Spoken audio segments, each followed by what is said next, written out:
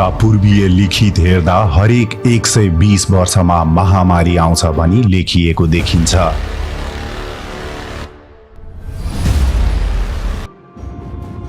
नेपालमा महामारीको इतिहास हेर्दा विक्रम सम्वत 1772 चैत्रमा देखा परेको एक महामारी निकै विनाशकारी साबित भएको थियो। यो महामारी के थियो भन्ने यकिन गर्न नसकिए पनि यो महामारी सुरुमा मुसाहरूमा देखा परेको थियो र यससँगै अन्य पशुपक्षी हुँदै यो महामारीले मानिसहरूलाई आक्रमण गरेको थियो।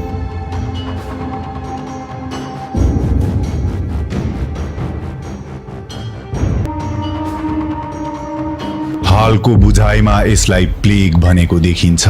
विक्रम सम्वत 1779 सम्म आइपुग्दा यस महामारीका कारण तत्कालीन मल्ल राजा भास्कर मल्ल लगायत काठमाडौँ शहरमा रहेका 3वटै कुमारीहरूको पनि देहान्त भएको थियो।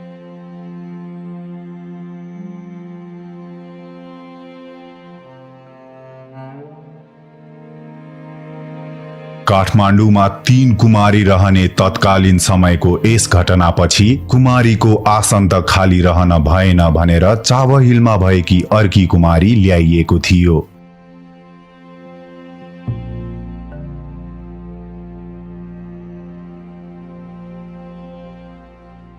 7 वर्ष रहेको यस महामारीका सुरुवाती दिनहरूमा प्रतिदिन 30-40 का दरले मानिसहरूको मृत्यु भएको थियो भने पछिल्लो दिनहरूमा हाराहारी 100 सम्म पुगेको थियो।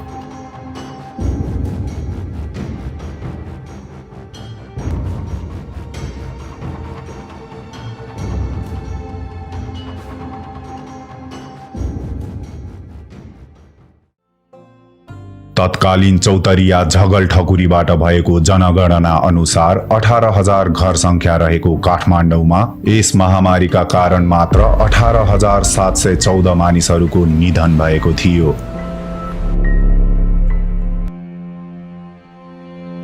यो महामारी उपत्यकाका अन्य 2 शहर पाटन र भातगाउँमा पनि फैलिएको भए पनि खास प्रकोप चाहिँ काठमाडौँमा बढी भएको थियो।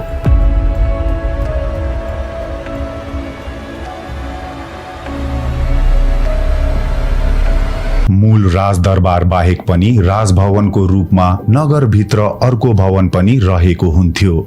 महामारी फैलिँदै गएपछि चौतरिया झगल ठकुरीले राजा भास्कर मल्ललाई जोगाउन दरबार बाहिर किमडोल बहालमा रहेको सोही भवनमा राजाका 2 विवाहित रानी, 2 रखौटी र 1 जना टहलुवा सहित सुरक्षित किसिमले छुट्टै क्वारेन्टिन राखेका थिए। तर वर्षौं यसरी बस्दा उकुस मुकुस भएपछि बन्धन तोडेर राजा हनुमान ढोका दरबार आउँछन् र त्यही रात नै आधा रातको समयमा हनुमान ढोकामै राजाको निधन हुन्छ।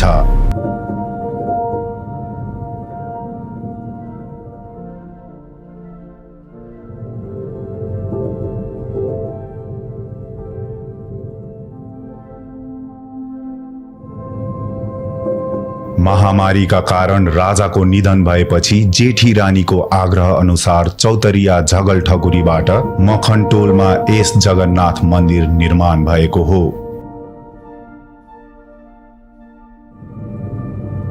यो घटनापछि राजवंशको अन्त्य भई मल्ल राजा जयस्थिति मल्लको पालादेखि प्रचलित बाबुपछि छोरा नाति राजा हुने परम्परा काठमाडौँमा टुट्न पुग्यो। पछि यसै खलक अन्तर्गत छोरीपट्टिका सन्तान जगतजय मल्ललाई ल्याएर राजा बनाइएको थियो। यिनै राजा जगतजय मल्लकै छोरा जयप्रकाश मल्ल काठमाडौँका अन्तिम राजा हुन पुगे।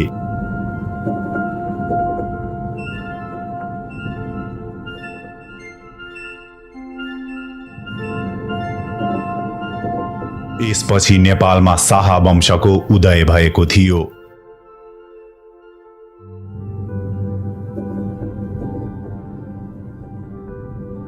नेपालमा यो महामारी फैलिएको 5 वर्षपछि युरोपमा यस्तै लक्षणको महामारी फैलिएको थियो, जसका कारण युरोपमा 2 वर्षको अन्तरालमा 1 लाख मान्छे मरेको देखिन्छ भने यो महामारी भन्दा 120 वर्ष अगाडि अर्थात् विक्रम सम्वत 1652 तिर पनि नेपालमा यस्तै महामारी फैलिएको देखिन्छ।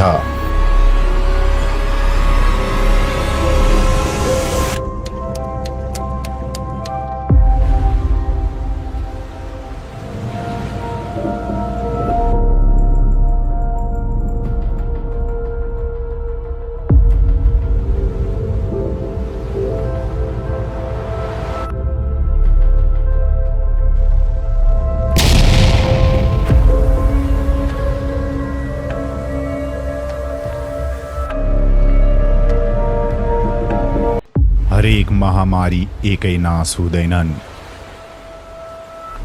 महामारी फैलिएसँगै मानिसको ज्यान लिने कुरा त छँदैछ, तर कुनै महामारी यस्ता पनि हुन्छन् जसले मान्छेको पुर्ख्यौली थलोबाटै विस्थापित हुन पनि बाध्य बनाउँछन्।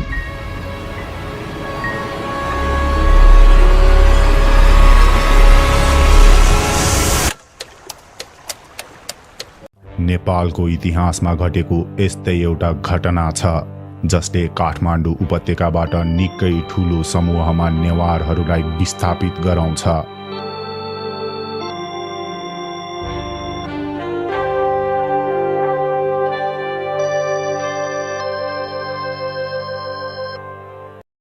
महामारीको इतिहास हेर्दा मध्यकालमा संसारभरि नै महामारीको रूपमा फैलिएको बिफर रोगले नेपाल पनि आक्रान्त थियो।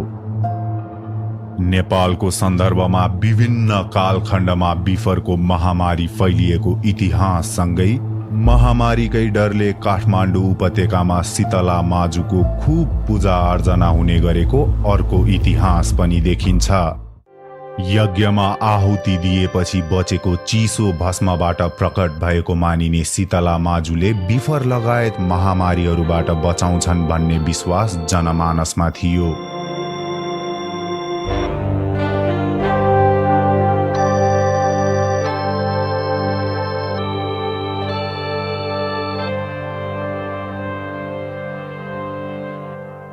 नेपालमा महामारीको अर्को श्रृङ्खला अन्तर्गतको यो विक्रम सम्मत 1854 को घटना हो, जुन समयमा नेपालको राजगद्दीमा श्री 5 रणबहादुर शाह विराजमान थिए।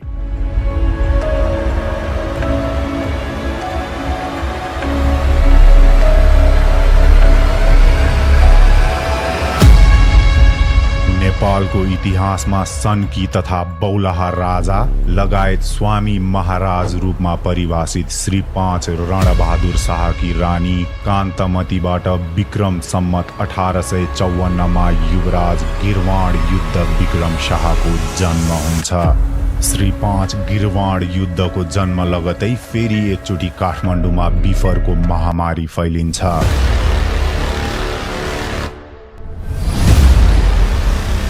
महामारीबाट युवराज बचाउनका लागि श्री 5 रणबहादुरबाट एक कदम चालिन्छ, जसले गर्दा काठमाडौँ उपत्यकाका रैथाने नेवारहरूको ठूलो समूहले पैतृक थलो छाड्न बाध्य बनायो।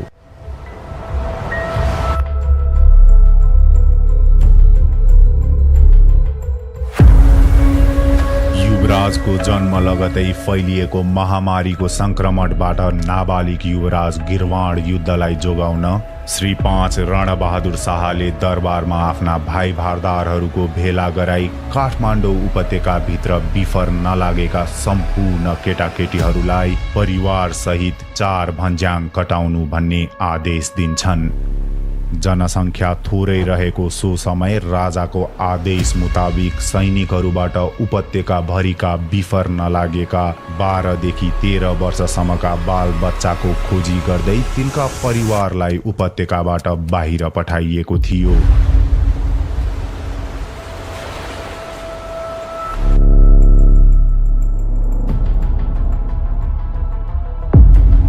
बिफर नलागेका बच्चाहरू नै किन निष्कासन गरियो त भन्ने सन्दर्भमा खोजी गर्दा के कारण रहेको देखियो भने हाम्रो शरीरमा कुनै पनि भाइरसले हमला गरेपछि त्योसँग लड्ने एन्टिबडी विकास हुन्छ।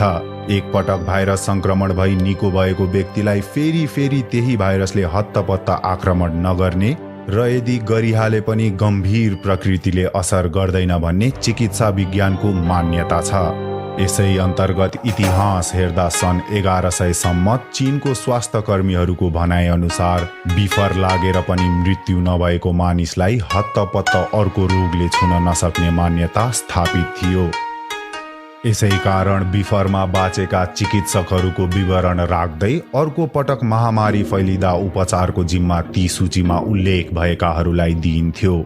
श्री 5 रणबहादुर शाहको आदेशमा यही अवधारणाको संकेत देखिन्छ, किनभने एक पटक बिफर संक्रमण भइसकेका केटाकेटीहरूमा फेरि यसको खतरा हुने भएन, तर जसलाई बिफरले छोएको थिएन उनीहरूमा संक्रमण फैलिने उच्च जोखिम थियो।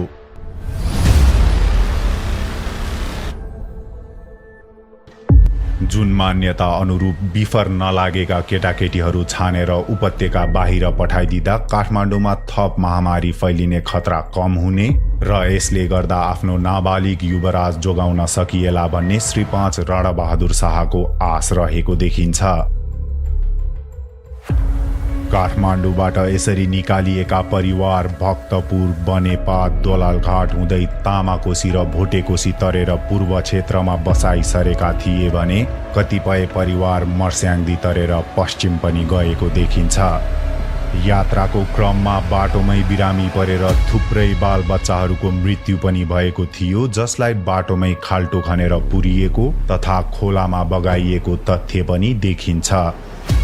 यसै घटनाक्रम समेटेर राजाको आदेशबाट देश छाड्न बाध्य भएका यिनै समुदायको पीडालाई विस्तृत वर्णन गर्दै एउटा नेवारी गीत लेखिएको छ।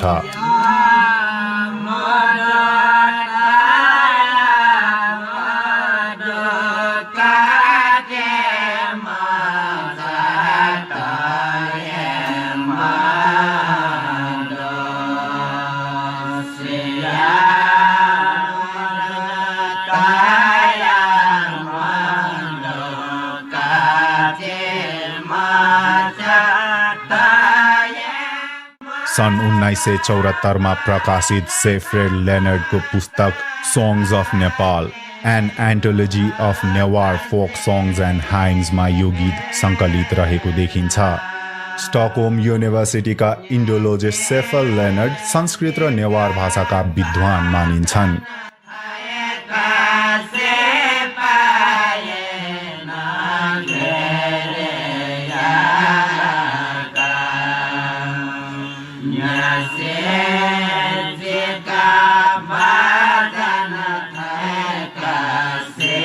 काठमाडौँ उपत्यकाबाट निकै ठूलो समूहमा नेवारहरूलाई विस्थापित गराउँदै आफ्नो पैतृक थलो छाड्न बाध्य बनाइएको कारकको रूपमा विक्रम सम्मत 1854 को यो बिफरको महामारीलाई लिन सकिन्छ।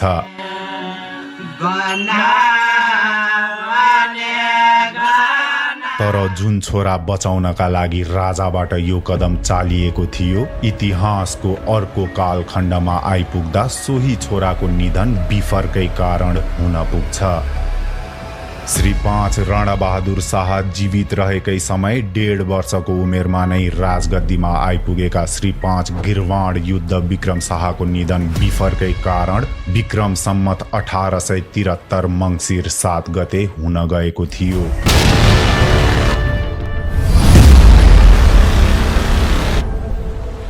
नेपालमा महामारीको अर्को श्रृङ्खला अन्तर्गत यो घटना सन् 1885 तदनुसार विक्रम सम्मत 1942 सालको हो।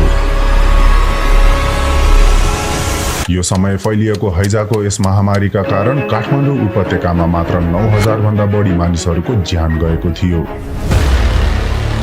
महामारीहरू सभ्यतासँगै आउँछन्। जब मानिसहरू समूहमा बस्न थाल्छन्, त्यसले नगरको रूप लिन्छ र नगरको बाक्लो बस्तीबाट सरुवा रोगहरू एकबाट अर्को हुँदै फैलिन पुग्छन्।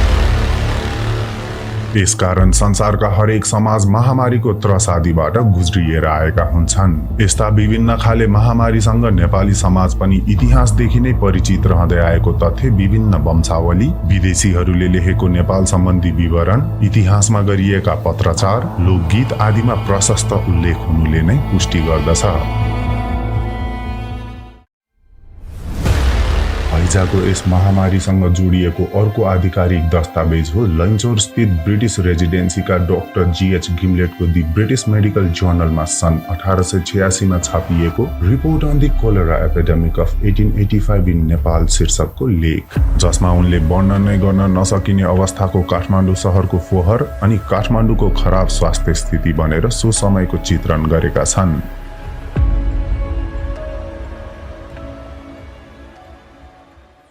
सन् 1880 को दशकको काठमाडौँ निश्चय पनि एउटा सानो ठाउँ मात्र थियो। सन् 1768 पछिको बसाइसराईपछि विकसित हुँदै गएको काठमाडौँमा 1886 पछि निर्माण हुँदै गएका राणा शासनका विभिन्न दरबारहरूका कारण शहर विस्तार सुरु भएको देखिन्छ। करिब 1.5 किमीमा फैलिएको तत्कालीन काठमाडौँको जनसङ्ख्या 90,000 जति मात्र थियो भने पुरै देशको जनसङ्ख्या करिब 4 लाख रहेको अनुमान गरिएको देखिन्छ।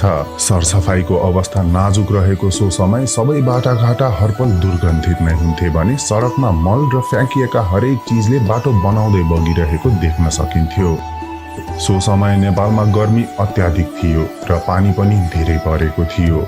डाक्टर गिम्लेटकै अनुभव अनुसार पनि शहरमा गर्मीसँगै सापेक्षिक आर्द्रता बढेर हप्प भएको कुरा लेखमा देख्न सकिन्छ।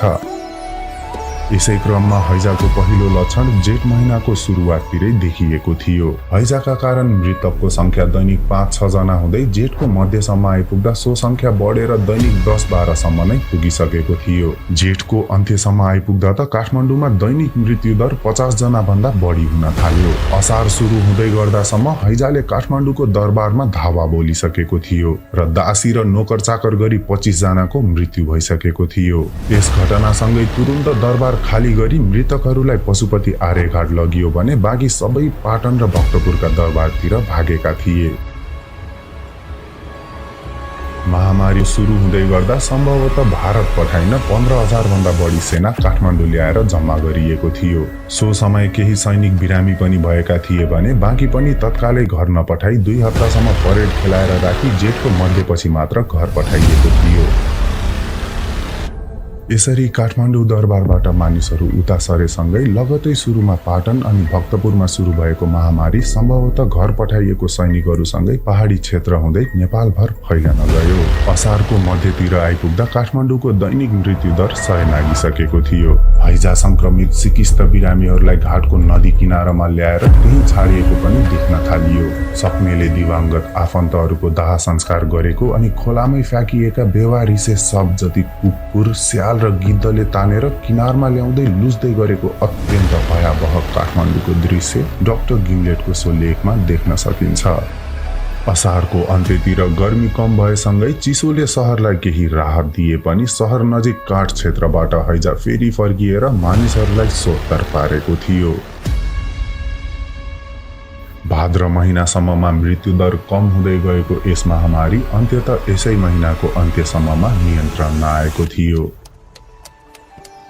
सरसफाइमा गरिएको लापरवाहीका कारण फेरि यस्ता घातक महामारी फैलिन नदिन सन् 1998 तदनुसार विक्रम सम्मत 1954 मा श्री 3 वीर शमशेरबाट काठमाडौँ शहरमा सरसफाई आन्दोलन चलाइएको थियो। यस समय सडक लगायत काठमाडौँका गल्ली गल्ली नै सरसफाई गरी परम्परागत प्रविधि अन्तर्गत चुना, सुर्की र इँटाको प्रयोगबाटै बाटोमा भूमिगत ढल निकासको पनि व्यवस्था गरिएको थियो। उपत्यकामा जनघनत्व अनुरूप नयाँ प्रविधिका ढल निर्माण हुनुपर्ने भए तापनि पुराना बजार क्षेत्रमा हालसम्म पनि यस्ता राणाकालीन ढलले नै काम दिइरहेका छन्। काठमाडौँका पुराना बस्तीहरू असन, इन्द्रचोक, बसन्तपुर, थमेल, पुतली सडक लगायतका क्षेत्रहरूमा घुम्दा बाटोमै देख्न सकिने सो समयका राणाकालीन ढलहरूको मङ्गालमा निर्माणको मिति र शासकको नाम प्रष्ट देख्न सकिन्छ। विश्व इतिहास हेर्दा सन् 1823, 1831, 1843, 1856, 1862, 1867, 1872, 1874 र 1875 मा फैलिएको हैजा नै बेला बेलामा महामारीको रूप लिएर काठमाडौँ उपत्यकाका बासिन्दाहरूलाई त्रसित बनाइरहने रोग रहेको देखिन्छ।